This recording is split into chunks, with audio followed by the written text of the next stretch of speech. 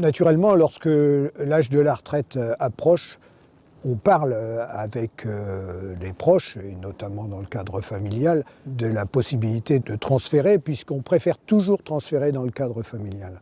Finalement, c'est un enfant et son conjoint qui ont accepté de reprendre l'exploitation. Je fais partie d'un groupe féminin avec la Chambre d'agriculture. Et la technicienne nous avait dit qu'il faut au moins choisir une maison, trouver une solution 10 ans avant la date de votre retraite. Que ce soit une de nos filles ou que ce soit quelqu'un d'autre, au moins on partait de la ferme. Je suis super contente que ça soit transmis. Je suis encore plus contente que ça soit à nos filles, parce que Marie, on la considère maintenant comme notre fille. Mais l'objectif qu'on voulait, c'était céder à un ou une jeune et que ça reste une entreprise familiale. Ce qu'on espérait, c'est que la ferme continue un peu dans la lancée qu'on était, en agriculture biologique, avec maintien du patrimoine herbager, les haies. On voulait trouver un repreneur, parce qu'on savait qu'on avait une entreprise qui tournait. On avait créé ça il y a 40 ans. Même nos clients disaient « Où est-ce qu'on va aller après, quand vous allez arrêter, où est-ce qu'on va aller ?» On a monté une annonce qui a paru sur le RDI de la Chambre d'agriculture. C'était marqué en grand « Horticulteur cherche désespérément un repreneur ». On a eu 2 petits jeunes qui se sont intéressés à l'annonce et puis c'est eux qui ont repris. C'est l'opportunité d'une reprise dans un village voisin qui a fait que j'ai pas voulu reprendre seul, donc je me suis dit je vais céder, puis les filles reprendront la totalité. Ma ferme plus la ferme voisine. Ma fille est revenue en disant écoute papa, j'ai envie de reprendre l'exploitation. Donc à ma grande surprise, puisque mes enfants étaient placés, ils avaient un boulot chacun. Je dis, tu sais, c'est pas si facile que ça, mais si vraiment c'est ça que tu as envie de faire, je t'accompagnerai et puis on voit la faisabilité de la chose. C'est une fierté d'avoir un enfant qui reprend un outil de travail, parce que c'est nos grands-parents, c'est nos parents, c'est toujours malheureux de le voir disparaître, de le voir partir ailleurs. Pour moi, c'est pas une fin en soi, simplement c'est une continuité. Et donc j'ai eu l'impression de lui transmettre une responsabilité. Effectivement, il continue quelque chose, mais il la prend en charge. Et j'ai pas eu l'impression de lui transmettre quelque chose de facile. Sauf quelque chose qui a du sens.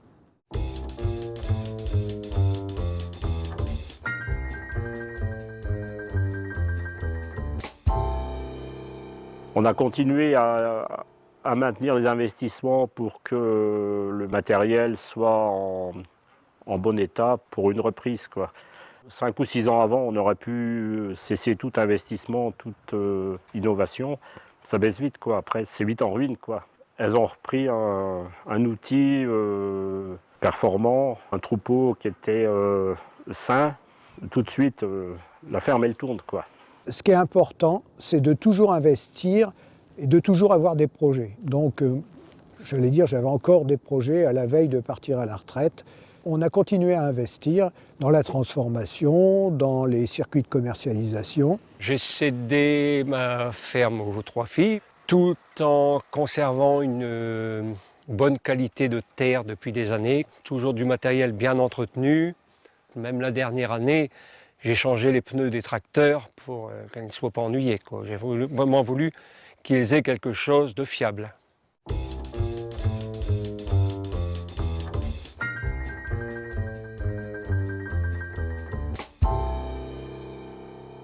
Aujourd'hui, j'interviens pour des conseils stratégiques au moment des semis, de la fenaison, pour voir le stade optimum.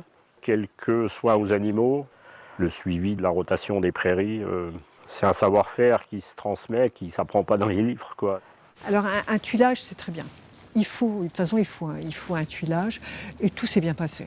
Que ce soit au niveau des chiffres, qu'au niveau de tout, du savoir-faire, on ne cache rien. J'ai eu la chance de connaître beaucoup de maraîchers, donc je l'ai à chaque fois invitée ou quand elle pouvait rencontrer beaucoup de monde, justement. Elle est assez curieuse aussi de nature, donc ça lui a permis de poser des questions aux collègues. Donc ça lui a permis aussi de s'insérer beaucoup plus facilement.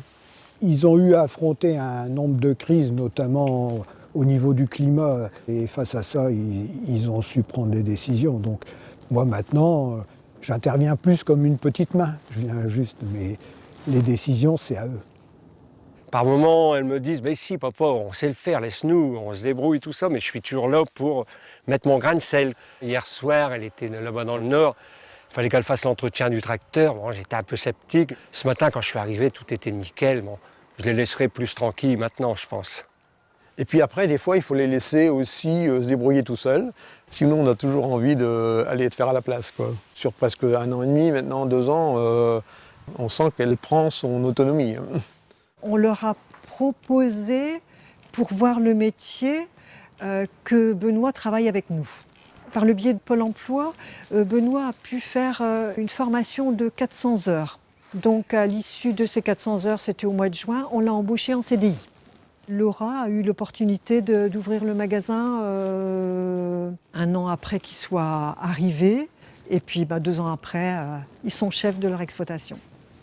Alice qui travaillait avec moi dans la partie gestion forestière et Quentin qui travaillait en dehors mais qui avait son bureau ici, pendant 2 ou 3 ans, ils ont vu vraiment comment on travaillait, ce qu'était l'exploitation agricole et c'est ça aussi qui leur a donné envie. Avant qu'on prenne la retraite, on a travaillé tous ensemble pendant plus d'1 an pour qu'elles puissent vivre sur l'exploitation pour vraiment voir si ça leur convenait. Parce que c'est pas évident, on a des beaux projets, mais au bout de quelques mois, on n'a peut-être plus la même motivation. S'ils ont besoin d'un conseil, on sera toujours là pour les aider. Ça fait du bien d'avoir quelqu'un sur qui on peut compter si jamais il y a quelque chose. Rien que d'en parler, c'est bien.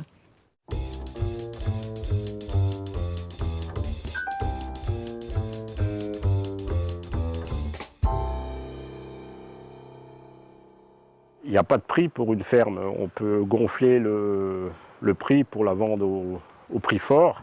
Mais si c'est pour pas que les repreneurs s'en sortent, c'est pas la peine non plus. Si on veut que les jeunes n'aient pas un gros bâton dans les roues dès le départ, il faut qu'on fasse un effort. Et son frère était d'accord en disant, écoute, oui, de toute façon, si c'est pas comme ça, l'exploitation disparaîtra, quoi. Donc il a été d'accord pour qu'on fasse un effort au niveau de la cession. L'agriculteur qui cède à un fils seul et qui a 3-4 autres enfants, il ne peut pas faire cadeau de tout, quoi. Tandis que moi, comme c'était pour les 3 filles, j'ai fait vraiment un prix très raisonnable et puis tout le monde est content. Pour avoir plusieurs idées, il y a un expert agricole qui est venu pour évaluer, la notaire qui est venue aussi évaluer, et puis l'expert comptable. C'était super important qu'il y ait tout ce monde-là qui nous aide, quoi. Il était important que le calcul soit fait par une personne extérieure dont les méthodes de calcul ne seraient pas remises en cause ni par le cédant ni par le repreneur. Ils ont calculé par 2 méthodes. La méthode de l'estimation du patrimoine de l'exploitation et d'autre part de l'estimation du potentiel de rentabilité de l'exploitation. Donc ils ont fait la moyenne entre les deux. Dans le cadre de la reprise, on a fait une donation-partage entre nos enfants qui a permis à Quentin de reprendre une partie importante de départ et d'indemniser ses frères.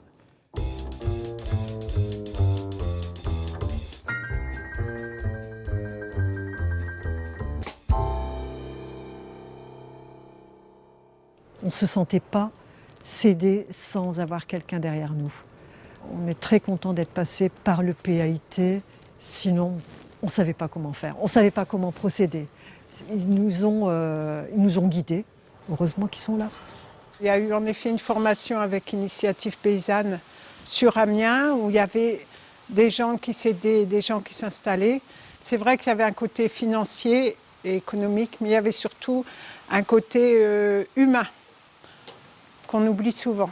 Pour travailler ensemble, pour arriver à formuler les demandes que les uns et les autres ont, pour arriver à communiquer. Ces 2 jours de formation, ça nous a beaucoup aidés. Et puis après, il y a eu une formation à la Chambre d'agriculture où là, c'était spécial transmission. Donc il y avait tout sur les baux, sur l'évaluation de la ferme. C'est moi qui l'ai faite, mais après, j'ai communiqué avec ceux qui étaient restés sur la ferme. Et ça a beaucoup aidé.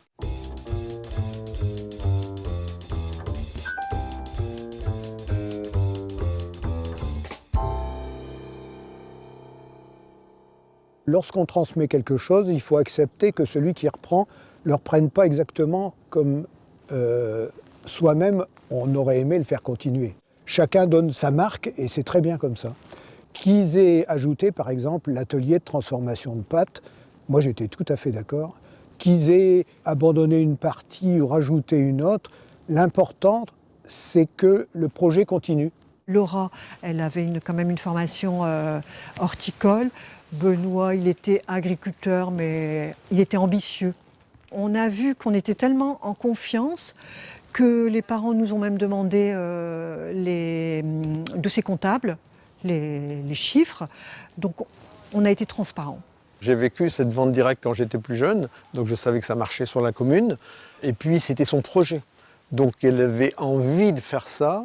J'ai dit, je vais t'accompagner de ce que tu as envie de faire. Et je ne regrette pas parce qu'aujourd'hui, on vit autre chose. Elle m'a vraiment surpris dans ce qu'elle savait faire et comment elle a pu passer du bureau, les pieds dans la terre et les mains dans la terre. C'est exceptionnel. Oui, c'est une belle aventure. C'est beau.